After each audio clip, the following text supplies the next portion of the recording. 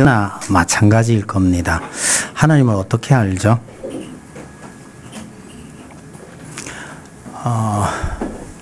사람을 아는데 시간이 얼마면 충분한가요? 어떤 사람은 딱 보면 안다 이러던데요.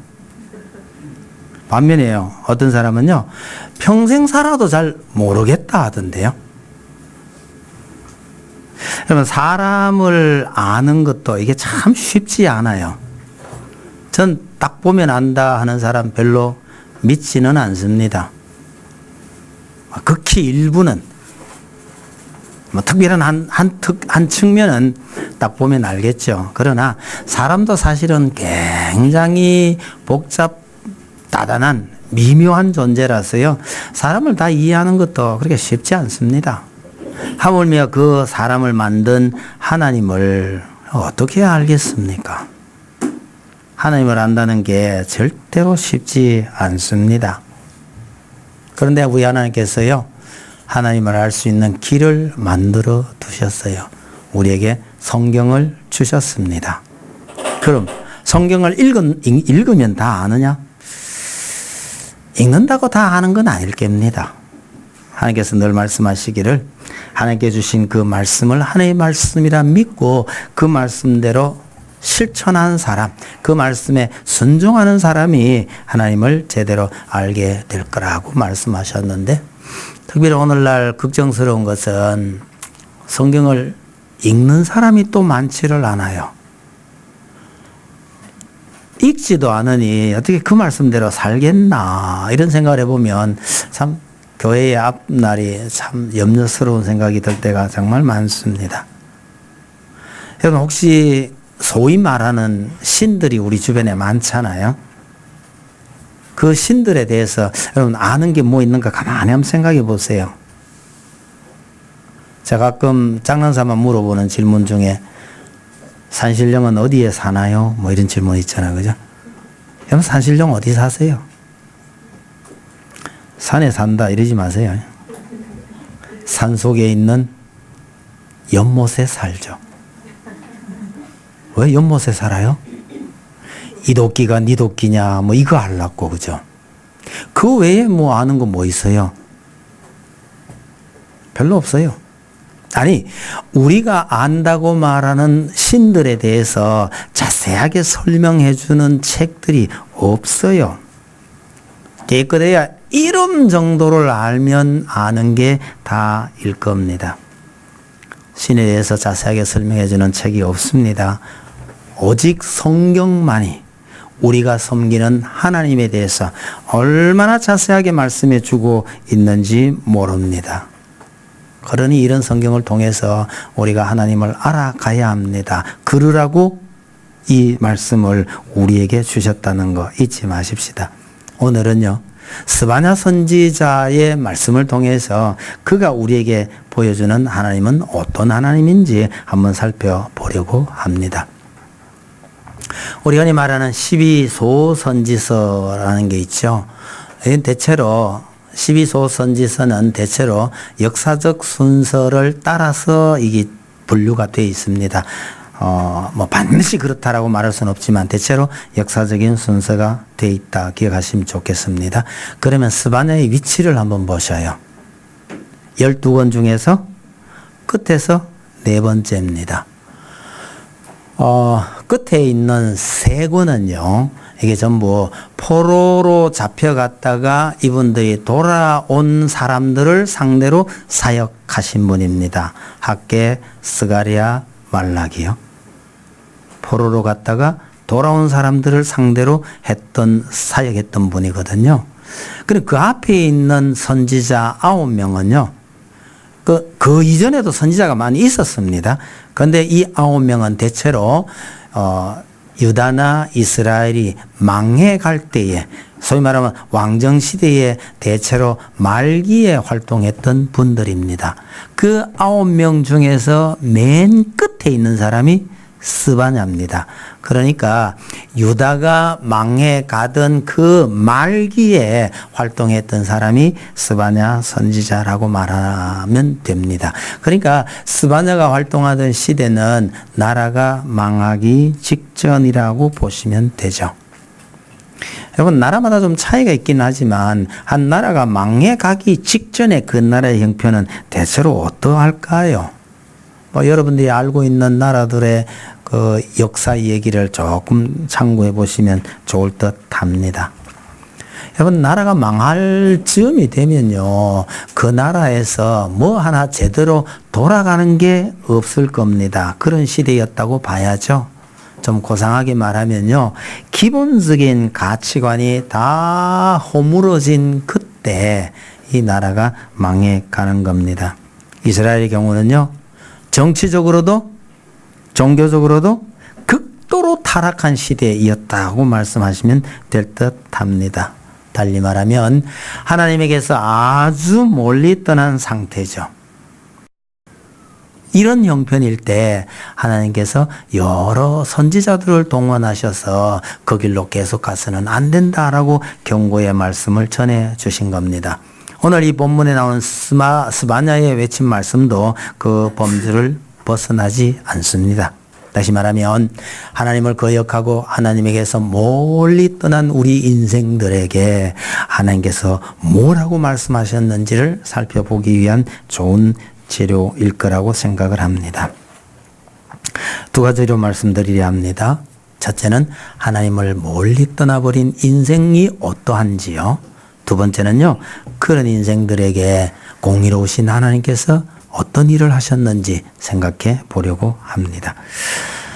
3절 4절에 보시면 이게 지도층의 부패라고 말할 수 있겠는데요. 3절입니다.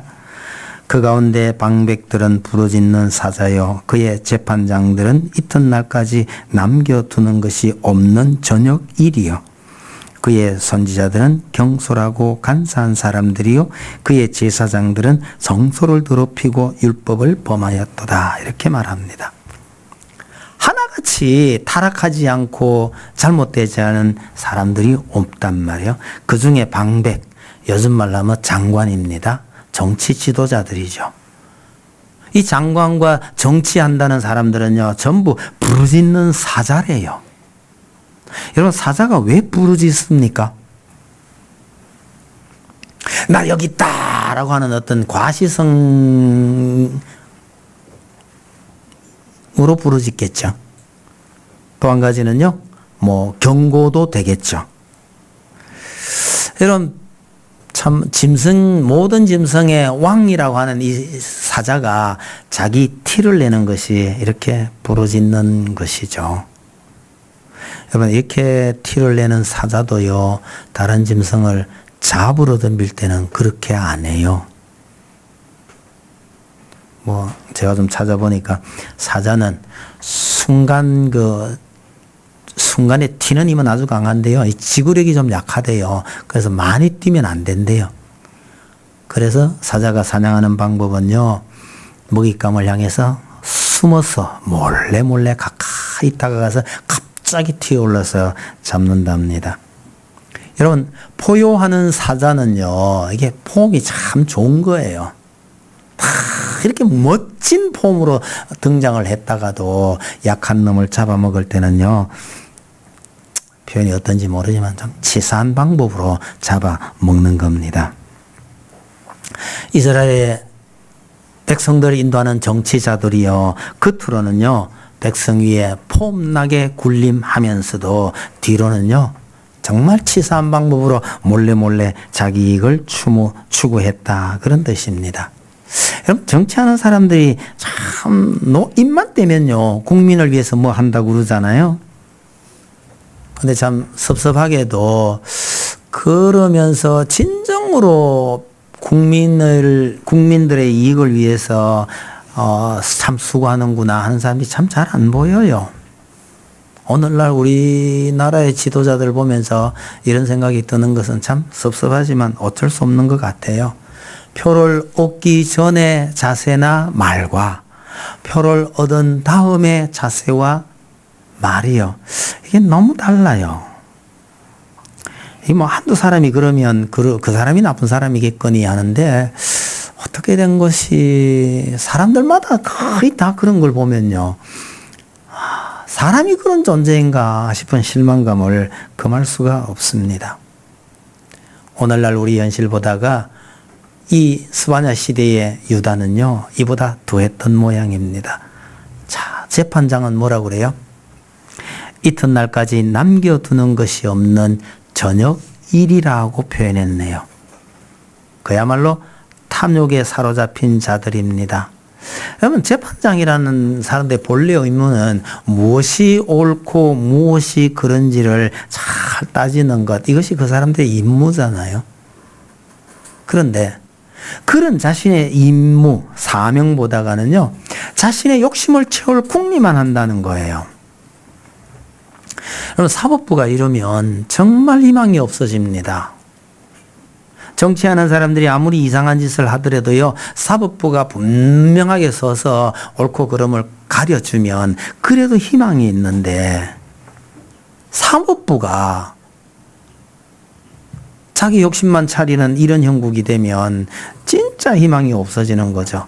사자처럼요, 백주에 날뛰는 게 아니고 저녁 일이 남 몰래 안 그런 척 하면서 자기 이익을 챙기고 있다. 그런 뜻에서 저녁 일이라고 하는 겁니다. 우리나라 사법부가 생각이 안 날 수가 없잖아요. 모든 정치인이 비난을 받더라도 적어도 사법부만, 아니 사법부의 수장만이라도요, 정말 대쪽같이 탁 벌어서 있다면 희망이 있는데, 그게 그렇게 잘 안 되나 봐요. 여러분, 정치 지도자들이 이렇게 타락하고 사법부가 타락해도 이스라엘은요, 그래도 희망이 있어요. 이걸 바로잡기 위해서 하나님의 말씀을 전하는 선지자가 있고 제사장이 있었거든요. 그런데 선지자는요, 경솔하고 간사했다고 말하네요. 하나님의 말씀을 전하는 선지자들이 하나님의 말씀 대신에 자기 생각을 하나님의 뜻이라고 함부로 말을 내뱉으면 그게 경솔한 겁니다. 잘 모르고 그런다면 경솔한 건데, 하나님의 뜻이 그것이 아니라는 걸 분명히 알면서도 이것이 하나님의 뜻이라고 말을 한다면 이게 간사한 게 되죠.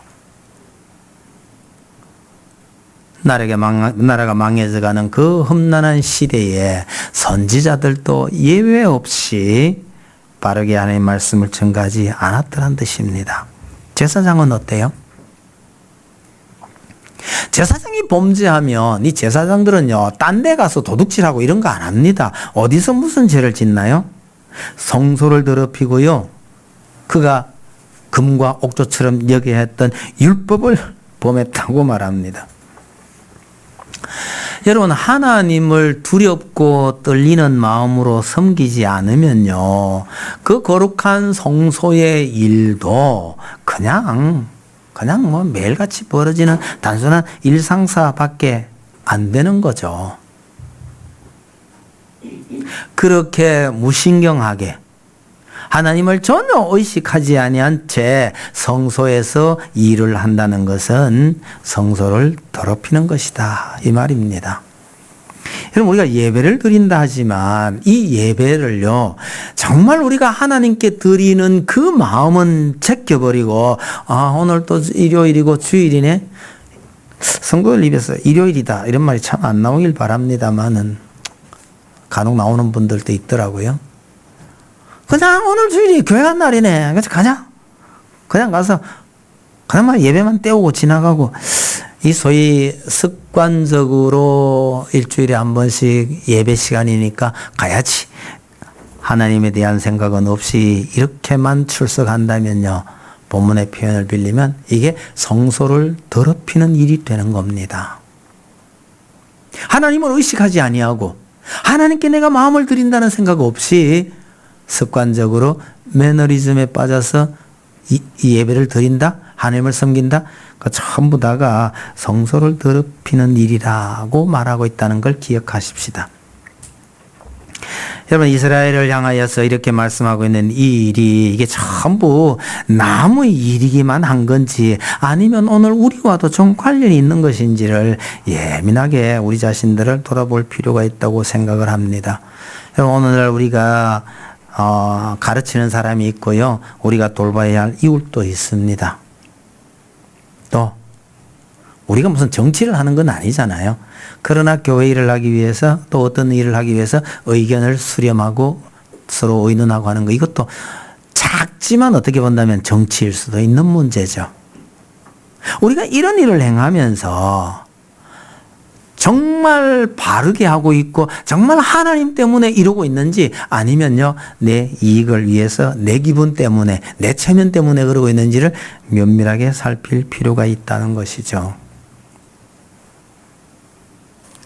혹시 하나님을 섬기노라고 하면서 하는 일조차도 우리의 체면과 우리의 위익 때문에 이러고 있다는 생각이 들면 우리는 정말 놀라야 합니다. 돌아서야 합니다. 유다가 망해가던 그 시절에 정치인, 제사장, 사법부, 선지자 모두가 한결같이 하나님과는 아무 상관없이 자기 이익만 챙기고 있던 그 시절에 대해서 스바냐가 신랄하게 비난을 하고 있습니다. 이런 인간들을 향해서 공의로우신 하나님께서 어떻게 하고 계시는지 한번 보십시다. 5절요. 그 가운데 계시는 여호와는 의로우사 불의를 행하지 아니하시고 아침마다 빠짐없이 자기의 공의를 비추시거늘 불의한 자는 수치를 알지 못하는도다. 이러죠. 기본적으로 하나님은 공의로우신 분입니다. 여러분, 모두가 못된 짓을 하기 위해서 한 통속이 되면 별 문제는 없는데요. 일단 겉으로는 그렇잖아요. 그런데 그 중에 딱 한 사람이요, 죽어도 나는 이런 악을 행하지 못하겠다 하고 우기게 되면 문제가 생길 수도 있습니다. 그런데 그 한 사람이 가장 약한 사람이라면요, 대다수가 이 약한 사람 하나를 짓밟고 넘어가겠지만 그 한 사람이 최고의 능력을 가진 분이고요, 최고의 권력자라면요, 이건 모두가 죽을 수도 있는 문제입니다. 여러분, 이스라엘의 지도자들이 이렇게 부패한데 하나님은요 공의로우시대요. 아침마다 태양이 떠오르듯이 날마다 공의를 순간순간 드러내신다는 거예요. 하나님께서 그렇게 드러내셔도 눈이 더러워질 대로 더러워지고 어두울 대로 어두워진 이 지도자들은 도무지 그걸 알아보지 못하는 거예요. 부끄러움도 모른다는 겁니다. 그렇게 되면 심판을 피할 수 없게 되는 거죠. 6절 한번 보셔요. 내가 여러 나라를 끊어버렸으므로 그들의 망대가 파괴되었고 내가 그들의 거리를 비게 하여 지나는 자가 없게 하였으므로 그들의 모든 성읍이 황폐하며 사람이 없으며 거주할 자가 없게 되었느니라. 그러죠. 예루살렘에 대해서 책망을 하다가 갑자기 열국에 대한 심판을 말씀하시는 것은 이 열방의 다른 나라들이 어떻게 되었는지를 살펴보고 거기서 교훈을 받으라라고 말하는 겁니다. 이 열국이, 이방 나라들이 하나님의 심판을 피하지 못한 것처럼 너희도 하나님의, 만약에 이대로 간다면 너희도 하나님의 심판을 피할 수 없다. 그러니 심판 중에라도 긍휼을 베푸시는 하나님을 찾으라는 겁니다. 7절 보셔요. 내가 이르기를 너는 오직 나를 경외하고 교훈을 받으라. 그리하면 내가 형벌을 내리기로 정하기는 하였지만 너의 거처가 끊어지지 아니하리라 하였으나, 이러죠. 심판하기로 하나님께서 작정을 하셨어도 돌아서기만 하면 돌이킨다, 심판을 피할 길이 있다고 말씀하시는 겁니다. 이렇게 말씀하시면 이스라엘이 좀 돌았으면 어떨까요? 그런데 하나님의 간곡한 당부에도 불구하고 유다는 돌이키지 않습니다. 그러면 하나님께서 하실 일은요, 하나밖에 안 남습니다. 8절 보셔요. 나 여호와가 말하노라. 그러므로 내가 일어나 벌할 날까지 너희는 나를 기다리라. 내가 뜻을 정하고 나의 분노와 모든 진노를 쏟으려고 여러 나라를 소집하며 왕국들을 모으리라. 이러죠. 여러 나라들을 불러 모읍니다. 뭐 하려고요? 이런 나라를 동원해서 이스라엘을, 유다를 심판하시겠다라는 얘기잖아요. 이건 정말 무서운 얘기입니다. 너희 지도자들이, 선지자나 제사장들이 이 모양이고 끝내 돌이키지 않으면 외국 나라들을 다 불러 모아서 너희를 치겠다. 무서운 얘기잖아요. 이렇게 무서운 얘기를 하시던 하나님께서 느닷없이 이상한 말씀을 하셔요. 9절부터 봅시다. 그때에 내가 여러 백성의 입술을 깨끗하게 하여 그들이 다 여호와의 이름을 부르며 한 가지로 나를 섬기게 하리니 내게 구하는 백성들 곧 내가 흩은 자의 딸이 구스 강 건너편에서부터 예물을 가지고 와서 내게 바칠지라. 갑작스럽게 구원에 관한 얘기를 하고 계십니다. 여러분, 심판 얘기를 하시다가 이렇게 구원 얘기로 말을 바꾸시려면요, 도중에 무슨 계기가 되거나 무슨 그럴 만한 사연이 있어야 되는 거 아니겠어요? 아무것도 없습니다.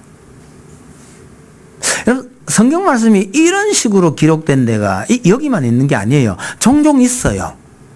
갑자기 하나님께서 돌이키셨는데 이스라엘이 한 일은 아무것도 없단 말이에요. 아무런 계기도 없는데 이 이야기가 갑자기 바뀌는 경우가 있습니다. 달라진 것은 하나님께서 달라지셨다라는 겁니다. 여러분, 하나님께서 이렇게 일관성 없이요, 심판을 얘기하다가 갑자기 구원 얘기를 하면 이게 어떻게 되나요? 이러니 말을 안 듣는 건지도 모르겠어요. 왜 그렇죠? 여러분, 심판하시는 것이 하나님의 본심이 아니기 때문에 심판에 대해서 그렇게 이야기하다가도 갑자기 본심을 드러내버리신 겁니다. 느닷없는 게 아니에요. 하나님의 마음은 변함이 없어요. 선지자들이 하나님의 심판을 외칠 때요, 정말 무섭게 심판을 선포합니다. 그러면서도 회개하고 돌이키기만 하면 하나님께서 은혜를 베푸실 것이라는 메시지를 절대로 빠뜨리지 않습니다. 항상 그렇게 해요. 나중에 여러분들 혹시 이사야서를 읽게 되시면 이사야서는 본문 자체가요, 이 문단 가르기가 참 어려워요. 그래서 우리가 가지고 있는 성경책에 보면 문단을 나눠서 제목을 붙이곤 했는데 거기에 너무 매이지 마시길 바랍니다. 그래서 이사야서 문단 나누기를 할 때 애매할 경우는요, 항상 이렇게 보시면 문단 나누기가 쉬워져요. 심판에 대한 이야기 시작입니다. 한참 그러다가요, 갑자기 구원에 관한 이야기, 예수님에 대한 메시지 이런 게 나오면요, 아, 요 메시지 끝이 다른 단락이구나, 이렇게 보시면 좋아요. 그럼 그 다음에 또 심판 얘기가 나와요. 이 거꾸로 하면 이상해집니다. 하나님의 구원 얘기를 읽다가 그 다음에 심판 얘기하고 이어서 한 단락으로 가시면 구원하겠다 해놓고 심판하겠다가 돼버리거든요. 이 단락을 잘 끊어가야 됩니다. 심판을 얘기하다가 구원을 얘기하고 또 심판을 얘기하다가 구원을 얘기하고, 이사야서가 이걸 굉장히 많이 반복하고 있기 때문에 특히 이사야 읽을 때 좀 주의하셔야 합니다. 심판을 얘기한 다음에는 반드시 하나님의 사랑과 구원을 선포합니다. 그런데 중간중간에 보시면요, 무슨 특별한 이유가 있었어, 이스라엘이 돌이켰다거나 뭐 그런 얘기가 있어서 이렇게 바뀌어야 되는데, 가끔은요 아무런 이유 없이도 그냥 구원을 선포해버리는 경우가 종종 나옵니다. 이유는 딱 하나입니다. 자기 백성이기 때문에 그런 거예요. 자기 백성이기 때문에요. 혹시 그런 경험이 있을런지 모르겠습니다. 없기를 바랍니다만은요, 하도 말썽 부리는 아들, 요즘 그런 거 잘 없겠죠. 옛날 같으면요, 이 아들을요, 죽일 듯이 아버지가 달려들다가도 어느 순간에요, 이 아들을 끌어안고 펑펑 웁니다. 옛날에는 그런 일이 좀 있었던 것 같아요. 근데 선지자들이 심판을 외치더라도요, 이방 나라에 대한 심판을 외칠 때는 이런 일이 없습니다. 이방 나라에 대한 심판은 그 심판으로 끝나버리기 때문에 그러는 거예요. 그러나 자기 백성에게는 심판을 얘기하더라도 꼭 느닷없이 구원에 관한 얘기를 하고 있다는 것을 기억하셔야 합니다. 그래서 결과적으로 우리가 보기에 하나님의 이 구원은요, 때로는 아무런 이유도 없는데 구원 얘기를 하셔요. 그렇게 본다면요, 이거 전혀 예상하지 못한 구원일 수도 있는 겁니다. 여러분, 성경에 어느 누구도요, 자기 스스로 하나님을 알고 하나님을 찾아가서 구원을 이룬 사람은 없습니다. 아브라함 한번 보세요. 그가 하나님을 간절히 찾았거나 하나님을 잘 섬겼기 때문에 하나님께서 그를 불러내신 게 아닙니다. 하나님을 알지도 못했던 그를 불러내서 하나님의 말씀을 잘 믿지도 안 하고 행하지도 않는 그를 하나님께서 그렇게 이끌어 가셨다. 이것이 아브라함의 생애입니다. 아들을 바친 사건, 위대한 신앙이죠. 이렇게 말할 수 있는데요. 여러분, 그건 아브라함 생애의 마지막 사건입니다. 아브라함의 생애 초기에 그런 일이 있었다면 그건 아브라함의 공이 될 수 있어요. 그러나 하나님의 손에 잡혀서 평생을 끌려다니면서요, 아브라함이 배운 게, 아무리 위급한 상황이 되고 아무리 말이 안 되는 상황이라도 하나님의 말씀대로 하는 게 맞더라라는 걸 그 평생에 체험하고 난 다음에 하나님께서 시험하시는 거예요. 그동안 공부했던 거 한번 보자. 이러고 아들 바치시라는 거예요. 아브라함이 아마 이런 것이었습니다. 이 말도 안 되는 일이지만 그래도 내가 지금까지 겪은 바에 의하면 하나님께서 하라시는 대로 하는 것이 하나님께서 복 주시는 길이더라. 이해는 안 되지만 가보자. 그렇게 만들어 가셨다는 뜻이에요. 그것이 아브라함의 공생의 기간 중에 마지막 사건이라는 점을 기억하시면 되겠네요. 여러분, 모세가 어떻게 해서 하나님을 만났나요? 하나님 뵈러 산에 올라간 거 아니에요. 하나님께서 산에 불을 놓고 유혹을 하는 겁니다. 여러분, 불구경 좋아하시나요? 그 불구경 참 재밌는 겁니다. 우리 집만 아니면요. 아니, 어디 불났다 가는데 사람들 왜 그렇게 몰려다녀요? 저 집이 아니니까 그러는 거죠. 근데 그건 좀 심하고, 산불. 죄송합니다만은 저는 산불을 잘 보지는 않았는데, 군에 있을 때 산불 잘 났어요. 그럼요, 무조건 뛰어 올라가는 겁니다. 얼마나 좋은지 아세요? 근데 고참들한테 안 시달려도 되죠. 쓸데없는 사익 안 끌려가도 되죠. 산속을 휘젓고 있다가 쌕 하면서 내려오는 거죠. 내려와서는요, 불 끄러 올라갔다 그러면 다 되잖아요. 저희 부대는 세탁소가 있었습니다. 세탁소 가가지고요, 새까맣게 그런 군복 홀라당 벗어가지고 던져줘 버리고, 걸어놓은 새 옷 입고 나오면 됩니다. 100원만 주면 됐거든요. 죄송합니다. 그때 월급이 700원밖에 안 됐어요. 100원도 작은 돈은 아닙니다. 산불. 제 기억엔 참 재밌는 일입니다. 모세가요, 저 산에 불이 났어요. 처음에는 한 번, 두 번 무시했겠죠. 근데 이상하게 이 불이 번지지도 안 하고 끄지도 안 하니까 궁금해서 못 견딘 거예요. 그래서 올라간 겁니다. 산불 구경 간 거죠. 하나님께서 산에 불을 놓고 모세를 불로 올리는 겁니다. 이래도 너 안 올 거야? 그래 갔더니 세상에요, 도무지 상상도 못했던 그분이 나타나서 말도 안 되는 일을 자기에게 시켰던 겁니다. 그래서 모세가 등 떠밀려서 지도자의 길로 나서는 겁니다. 자기가 찾아간 거 아니에요. 바울은 더 말할 것도 없죠. 교회를 핍박하기 위해서 믿는 자를 잡아 죽이려고 뛰어가고 있던 그를 예수님께서 탁 낚아채셔가지고요, 길을 돌려버렸잖아요. 전부 다가 예상치도 못했던 구원을 받은 경우입니다. 예상치도 못한 곳에서 하나님을 만나서 평생 하나님의 손에 이끌려 다녔던 겁니다. 여러분, 하나님께서 이스라엘 향해서 무서운 심판을 얘기하시다가요, 아무 일도 없는데 갑자기 이상하게 마음을 확 바꾸셨다? 그분이 이 이스라엘의 아버지시기 때문에 그러는 것입니다. 여러분, 이걸 절대로 잊지 말아야 한다는 뜻입니다. 그러면 아예 심판도 안 하실 것 같으면서 그렇게 야단만 치셨나? 그러나 실제로 이스라엘은 끝끝내 돌이키지 않았다가 이런 심판을 받게 됩니다. 그러면 하나님께서 그렇게 해서 공연히 고생시키고 또 나중에 일부를 돌이켜서 건져오고 그러시되나요? 여러분, 자식에게 매를 든 아버지는요, 시간이 조금 지나면 후회하는 마음이 참 더 커지는 거죠.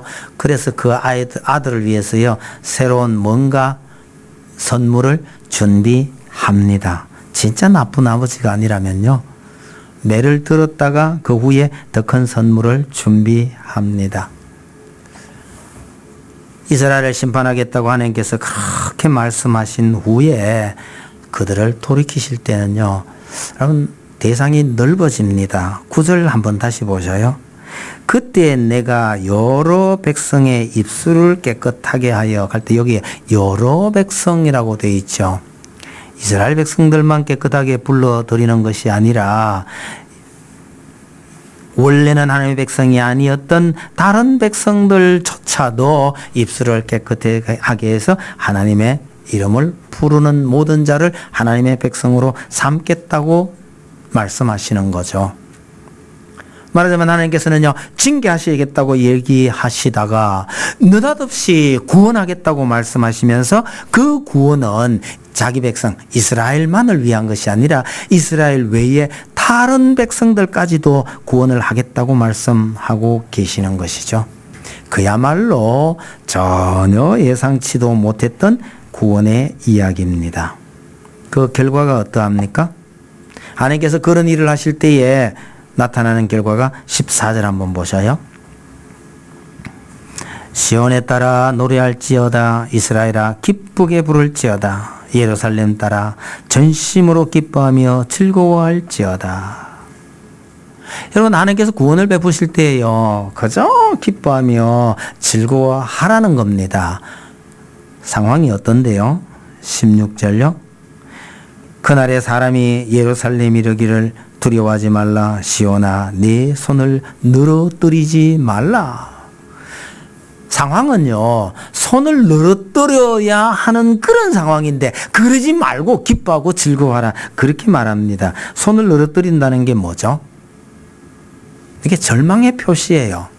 좌절하고 절망할 수밖에 없는데 시온은 그래서는 아니 된다. 손 늘어뜨리지 말라는 거예요. 안 늘고요, 두 손 높이 쳐들고 기뻐하고 즐거워하라. 왜? 17절요. 너의 하나님 여호와가 너의 가운데 계시니, 이렇게 말하죠.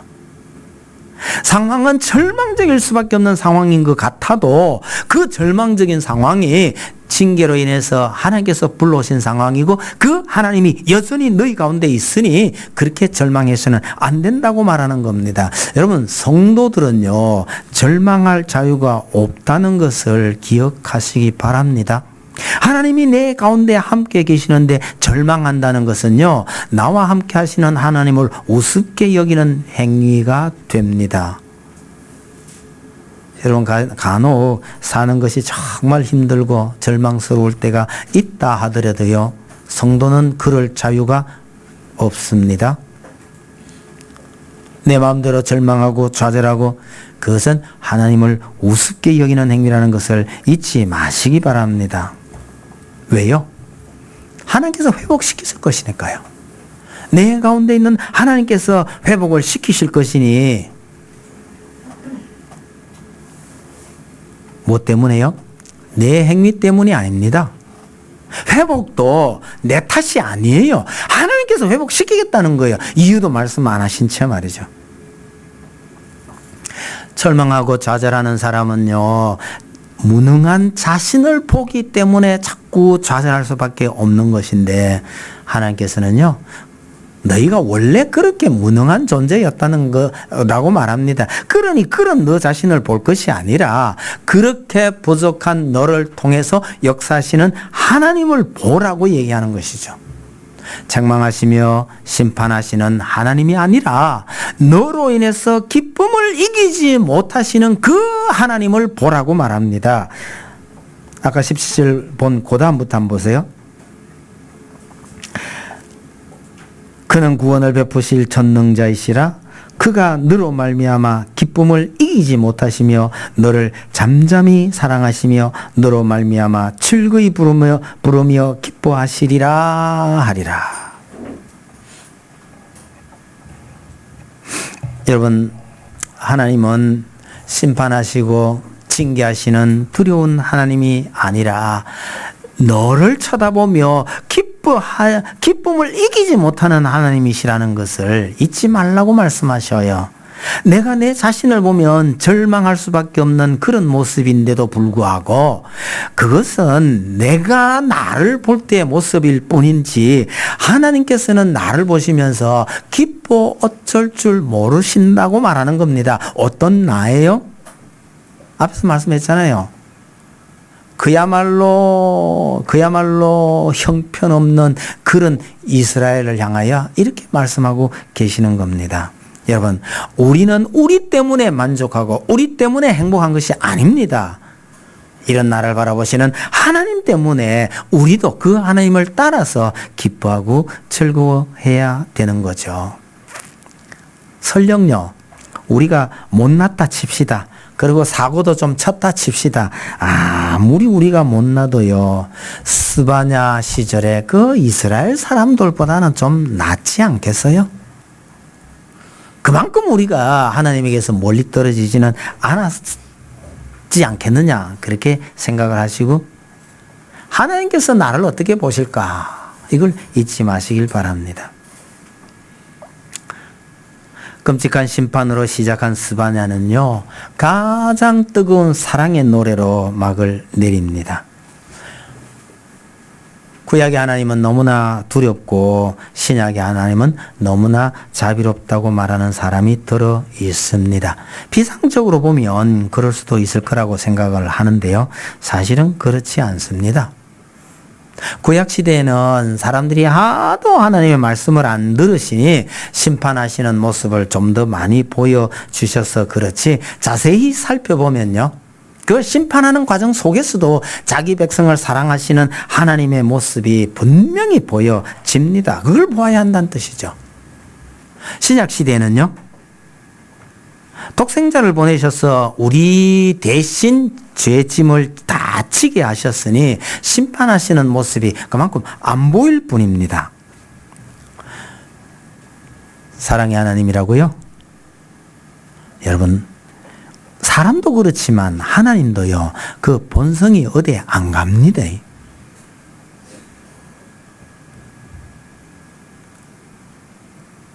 그렇게 큰 사랑을 베푸셨음에도 불구하고 그 아들을 믿지 않는 자에게는 구약의 그 많은 심판들을 언급한 것보다 더 무서운 하나님의 심판이 분명히 있습니다. 예수님께서 그 말씀하셔요. 여러분, 사람만 본성이 어디 가지 않는다? 아니요. 하나님도 마찬가지입니다. 여러분들에게 하나님은 어떤 분이신가요? 그렇게 공의로 심판하시는 하나님으로 기억되십니까? 아니면요, 나 때문에, 예수 믿는 나로 인해서 기쁨을 이기지 못하는 하나님이신가요? 여러분, 하나님은 우리를 그렇게 사랑하신다고, 그렇게 기뻐하신다고 고백하는데 좀 하나님께 가까이 가기보다는요, 하나님하고는 좀 멀찍이 떨어져 있기를 바라는 성도들이 참 많은 듯해요. 좋은 분이신 줄은 아는데 너무 친하게 지내기에는 어딘가 좀 어색한 것은요, 우리가 하나님을 잘 알지 못하는 탓이라고 생각합니다. 좋은 예가 있네요. 거제도에 있는 우리 손녀가 낯을 많이 가려요. 우리 집에 와서 보름을 있다 간 적도 있고 열흘 있다 간 적도 있는데요. 할아버지하고 달려들기는요, 한 2, 3일씩 걸려요. 그래가지고요, 잘 놀다가 보냈으면 다음번에는요, 괜찮을 거라고 생각했는데, 다음번 만나면 또 그래요. 어제 포항으로 왔었는데, 여튼, 왔다 그러면요, 아는 체 안 하고 모른 척하고 한 반나절은 있어야 돼요. 그럼 겨우 이제 좀 풀려가지고 해닥거리고 잘 놉니다. 그래서 오후 늦게 잘 놀았어요. 저녁에 헤어지면서 제가 물어봤습니다. 지수야, 할아버지가 지수 보고 싶으면 어떡할까? 거제도 갈까? 응? 네가 대구 올래? 응? 그래서 주변에 있는 다른 형제들이 많이 웃었어요. 할아버지가 집 보러 가가 지한테 손이 될 거 있겠어요? 근데 저 자식은요, 왜? 네 보러 거제도 갈까 하는데, 이러는지 모르겠어요. 그러면 할아버지 마음이 많이 서운하죠? 끄덕끄덕 하시는 분은 할아버지를 잘 모르는 분이에요. 아니, 그런다고 할아버지가 그 쪼매는 꼬매 데리고 마음이 상하고 섭섭하겠어요? 다시는 안 볼 거예요? 그럴 리는 전혀 없죠. 오히려 그게 더 귀엽고 재밌기도 한데, 저 자식을 어떻게 해서 저거 꼬셔보나. 거의 불가능에 가깝구나 싶은 생각이 드는데, 나이가 좀 더 들길 기다리는 수밖에 없잖아요. 나이가 좀 더 들면요, 우리 할아버지가 얼마나 자기를 좋아했는지를 좀 절실히 깨닫게 될 거예요. 포항에 오면요, 이 할아버지 할머니들이 너무 많아요. 얕은 할아버지라고 불러야 될 사람이 4점 되고 할머니는 5, 6점 되니까요. 제가 그랬어요. 지수야, 진짜 할아버지다. 저기 있는 할아버지 있지? 저거 전부 가짜 할아버지다. 그걸 같이 놨더니요, 헤이, 진짜로요, 둘째, 셋째를 부르기를 가짜 할아버지라고 부르더라고요. 재밌잖아요. 그래 놓고도요, 갈 때는요, 지수 보고 싶으면 거제도 갈까? 오지 말래요. 여러분, 혹시 우리가 하나님을 이렇게 대하고 있는 것 아닐까요? 하나님은요, 너로 말미암아 기쁨을 이기지 못하겠다고 하고 계시는데, 우리는요, 그래도 하나님 조금만 떨어져 있었으며, 이런 분이 우리 성도들 가운데 한 분도 없기 바랍니다. 새해는요, 말씀도 열심히 보고 그 말씀대로 살면서 하나님과 더 가까워지는 그런 해가 되기를 바랍니다. 찬송 드립시다. 298장입니다.